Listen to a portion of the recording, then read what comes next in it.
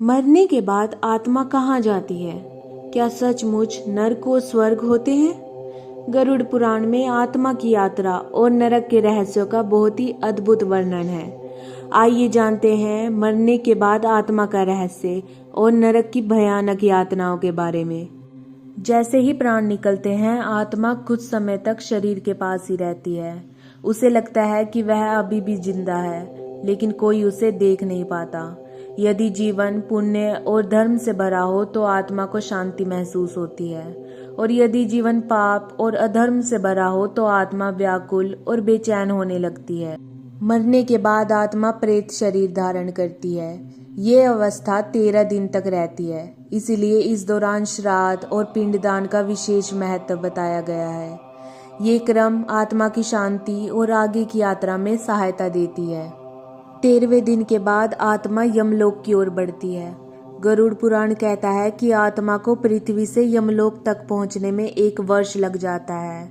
इस दौरान उसका रास्ता बहुत ही कठिन होता है, जिसमें कांटों के जंगल, आग की नदियां और भयानक राक्षस मिलते हैं। यमलोक पहुंचने के बाद आत्मा का कर्मों का लेखा सुनाया जाता है, जो कि चित्रगुप्त सुनाते हैं, और यमराज फैसला करते हैं कि आत्मा को स्वर्ग भेजना है, नरक में डालना है या फिर उसको पुनर्जन्म देना है।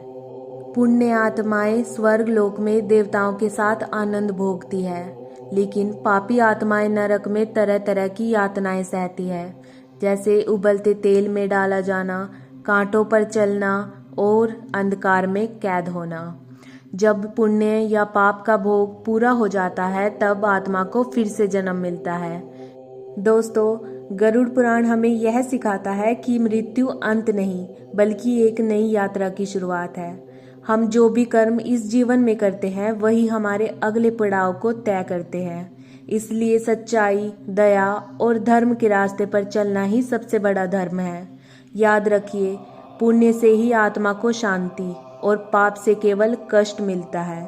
तो आइए हम सब मिलकर अपने जीवन को ऐसे कर्मों से भरें कि हमारी आत्मा को कभी भी यात्रा में कठिनाई ना हो। वीडियो अच्छी लगी हो तो लाइक, शेयर एंड सब्सक्राइब कर दें और बेल आइकन दबाना ना भूलें, ताकि मेरी हर वीडियो की नोटिफिकेशन आप तक पहुंच जाए।